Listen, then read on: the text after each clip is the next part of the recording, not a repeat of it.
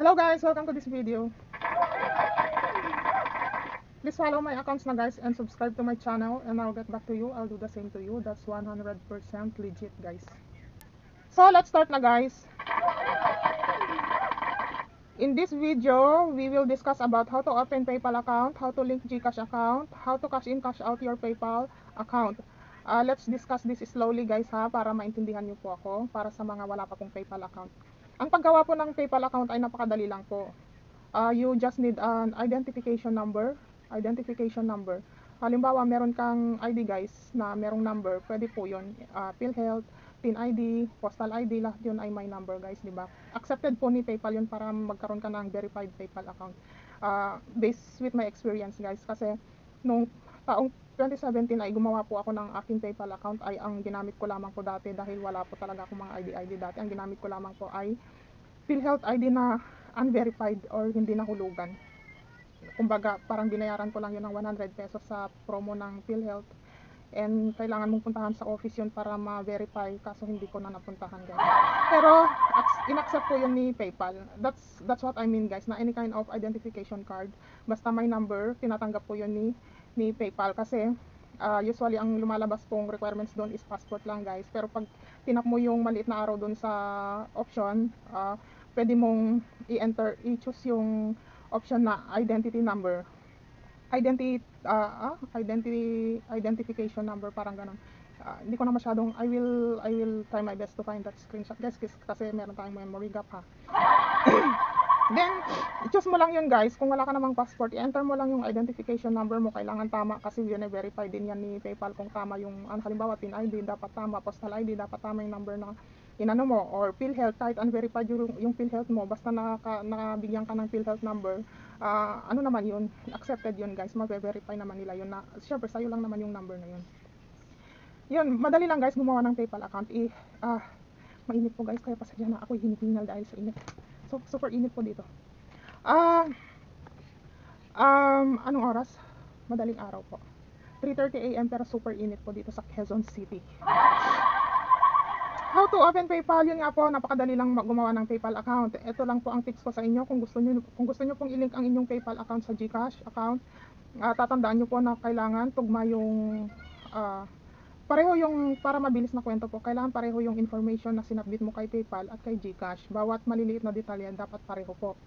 Email address, cellphone number, name, apelyido, middle name, ganyan, yung home address, kailangan pareho po lahat yan. Later on, pwede kang magdagdag ng cellphone number kay PayPal, pwede kang mag-add ng email address, pwede kahit 10 email address, kahit 10 cellphone number, pwede kay PayPal guys, pwede mong i-link sa kanya. And then, dito na tayo sa, nakagawa ka na ng PayPal guys, PayPal account.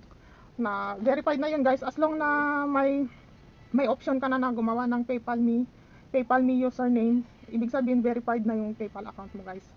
And then, pag verified na yung PayPal account mo guys, pwede mo na siyang i-link kay GCash account. Kailangan lang talaga guys, pareho yung cellphone number mo kay PayPal at GCash, pareho rin yung email address. Pupunta ka ngayon kay GCash account mo guys, and then punta ka sa my profile, and then link accounts, tap mo yung PayPal, and then from GCash maglalagin ka lang kay PayPal guys. Then yun na, ano na siya, napakabilis lang mag-link guys, as long na nasunod mo yung aking advice na dapat pareho yung cellphone number, yung email address, and other information na sinabit mo kay PayPal, pareho kay GCash. And then how to cash in your, naman guys, how to cash in, cash out your PayPal. Hindi ko pa, dahil masyado akong busy guys, nakakalimutan kong i-visit si PayPal sa website guys para tingnan kung meron siyang option to cash in your own account.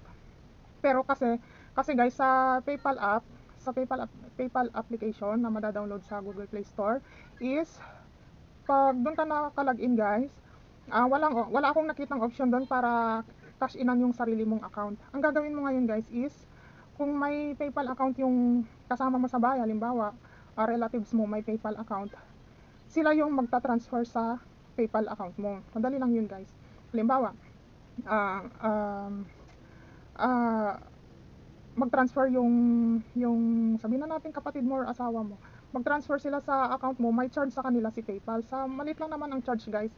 From from 1,000 pesos is, based on my experience, is 49 pesos. So 1,000, depende yun guys, pag Pag palaki ng palaki yung halaga na ita-transfer mo, palit naman ng palit yung charge. Ganun yan si PayPal sa transaction fees, transfer fees. Ngayon guys, ang sa akin kasi para mabilis na kwento, ang sa akin kasi di ba guys, ginawan ko nga ng PayPal account ang aking Junax. Ganito po ang ginawa ko para mag-cash in sa sarili kong PayPal. Nag-transfer ako from my PayPal account, nakalink doon ang bank card ko guys, debit card, any kind of debit card guys na mailink mo kay PayPal, basta may funds yon, basta may pera yung card na yon, yung bank card na yon guys, pwedeng gamitin sa pagta-transfer. Halimbawa CIMB, Cbank, Paymaya, GCash, Land Bank, any kind guys, basta may funds yon at hindi siya hindi nakalak ha guys. Don't forget na kung magta-transfer kayo is naka-unlock po yung card niyo, di ba? May lock unlock po yan, may freeze unfreeze po yung card. Huwag po natin kalimutan, doon mag-error siya pagka ganun. Akala natin hindi ayaw gumana, pero yung pala nakalak yung card natin ha. And then, yun nga po ang ginawa ko is, from my PayPal account, nag-transfer po ako sa using my debit card, nag-transfer po ako sa PayPal account ng aking Junakis. And then, na-receive niya yon. Ngayon, from PayPal account ng aking Junakis, ita-transfer ko ngayon sa PayPal ko, free of charge na po yon.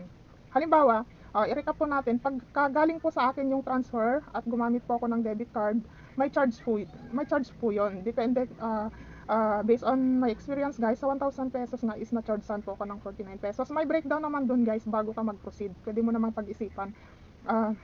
Palaki ng palaki yung halagang ita-transfer mo, palit naman ng palit yung transfer fee, ganon yon. Halimbawa sa 1,000 pesos is 49 pesos, pag 2,000 times 2 dapat yon, pero hindi siya ganon. Mas maliit siya guys, hindi siya times 2 pag palaki ng palaki yung amount na ita-transfer mo. And then let's go back to the transfer. Yun nga, nag-transfer ako from my debit card nag-transfer ako using my debit card to my Junax PayPal account, and then from there na-receive niya yung funds, kalahati nung transfer ko sa PayPal account ko, free of charge na po yan. Basta pipiliin nyo lang po is friends or family. May option po doon, pag goods po kasi, pag goods may PayPal warranty po kasi yon, may charge po yon pag pinili nyo yung goods. Pag pipiliin nyo naman po yung friends or family, transfer to friends or family, free of charge po yun. So ganun lang po kadali mag-transfer. Yung mismong magka-cash in po tayo sa account natin na hindi po tayo dadaan sa ibang PayPal account.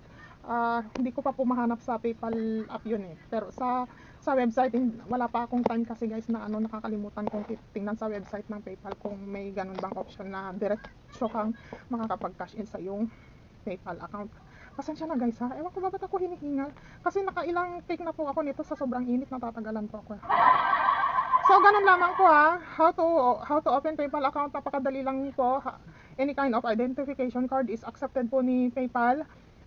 Paano malalaman kung verified na yung PayPal mo? As long na may offer si PayPal on the spot guys, on the spot, as long na may offer si PayPal na pwede ka nang gumawa ng PayPal me username, ibig sabihin verified na po yung PayPal account mo.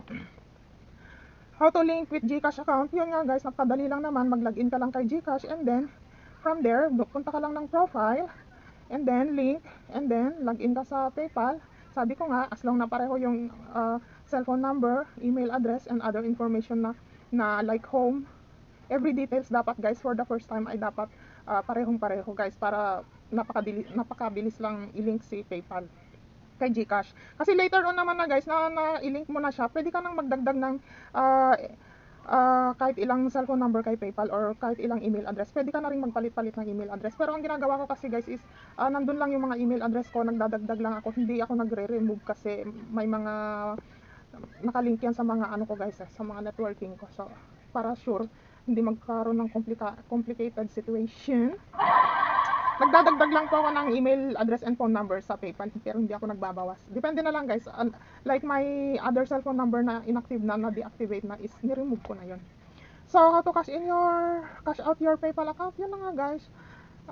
Gagamit ka ng debit card using your PayPal account to transfer to your family members, and then your family members will transfer back to you the money. And then ito nga pala guys, how to cash into munti ko naman kalimutan. How to cash in naman ngayon yung PayPal balance mo guys, how to cash into GCash. Ang 500 pesos is 5 pesos lang guys, ang 1,000 pesos is 10 pesos lang kung i-cash in mo kay GCash. Punta ka naman ngayon sa GCash page mo guys, sa front page ng GCash, makikita mo doon cash in sa may sa GCash balance mo, meron doon cash in sa gilid, and then pindutin mo 'yon. Piliin mo yung global, lalabas si PayPal, nandun si PayPal, then i-favorite mo na rin si PayPal para hindi mo siya laging hinahanap, and then tap mo si PayPal. Makikita mo na doon guys na nakalink yung PayPal mo, makikita mo na rin yung PayPal balance mo doon guys. Pag dollar ang nakikita mo doon guys, hindi siya pwedeng i-cash in sa GCash, kailangan peso yon. Ngayon, para gawin mong peso yung dollar mo guys, pero pag from the Philippines, like yung diniscuss ko na nag-transfer ako to my Junax, and then my Junax transfer the money back to me, is peso na yun guys kasi nasa Philippines naman tayo eh. Pero kung ang pera mo is sa PayPal ay nanggaling sa ibang bansa, halimbawa sa US, dollar po yun, kailangan mo siyang i-convert to Philippine peso dun sa website po ng PayPal. Madali lang po yun. Kung pag-aaralan nyo po yung PayPal website, madali lang po i-convert ang So naputol guys, nabitin pa, patapos na, naputol pa. So yun nga guys, madali lang i-convert ang peso, ang dollar to peso sa PayPal website. Marami na po diyang tutorial, video tutorial. Pwede po nyong i-search how to convert dollar to Philippine money on PayPal. Madali lang yan guys. Tsaka kahit di na kayo manood guys ng tutorial, madali lang pag-aralan sa website ni PayPal paano i-convert ang dollar to pesos. Okay guys, yun lang guys, yun lang. Pasensya na sa mga pagkabulol-bulol ko at napakainit din po kasi talaga dito. Nakikita niyo po ba yung pawis ko? That's all guys. Thanks for watching. I hope na kahit paano guys is nakapagbigay ako ng konting kaalaman sa mga wala pang PayPal account. How to open PayPal account, how to link GCash account, how to cash in cash out your PayPal account using your any kind of debit card guys. Basta may funds at hindi po siya nakalock, gagana po siya kay PayPal. Okay po guys, thanks for watching. Until my next video guys, bye.